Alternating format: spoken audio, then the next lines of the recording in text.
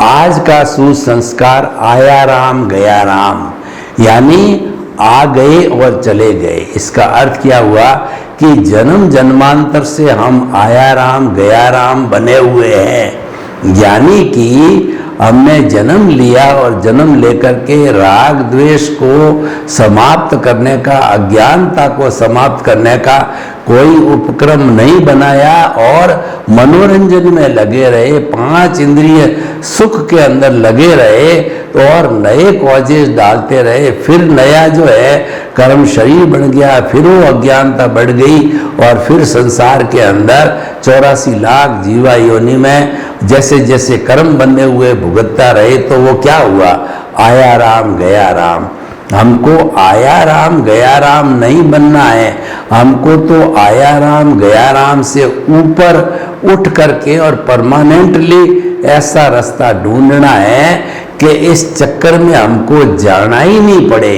ये चक्कर जो बड़ा दुखदाई होता है, कष्टप्रद होता है, जन्म भी दुखदाई है और मृत्यु भी दुखदाई है, दोनों को हमें जीतना है। न तो हमको जन्म चाहिए, न हमको मृत्यु चाहिए, हमको तो मुक्ति चाहिए।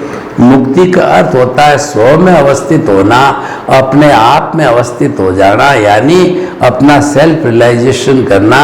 जो हमारा जो अनंत ज्ञान, अनंत दर्शन, अनंत शक्ति, अनंत सुख का धाम जो आत्मा है उसको पा लेना। पा लेने का मतलब है 100% हमारी अनुभूति के अंदर ये आ जाना चाहिए कि मैं तो मन वचन काया से मुक्त ऐसा शुद्ध आत्मा ही हूँ, उसके अतिरिक्त कुछ नहीं हूँ। तो जब हमारी ये धारणा पक्की हो जाएगी और हमको 100% अनुभव हो जाएगा कि मैं तो मन वचन काया से मुक्त ऐसा शुद्ध आत्मा हूँ, तो आपको जो है वो अवस्था मुक्ति की अवस्था हो जाएगी।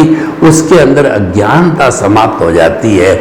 जब कभी भी आप केंद्र में आत्मा को रखते हो और उसकी तरफ ध्यान देते हो तो आपकी अज्ञानता धीरे धीरे समाप्त हो जाती है, क्योंकि अज्ञानता का अर्थ होता है अपने आत्म स्वरूप को नहीं पहचानना। वो सबसे बड़ी अज्ञानता है। तो उसको जब आप पहचानने लग जाओगे तो अज्ञानता तो धीरे धीरे आपके समाप्त होनी ही है।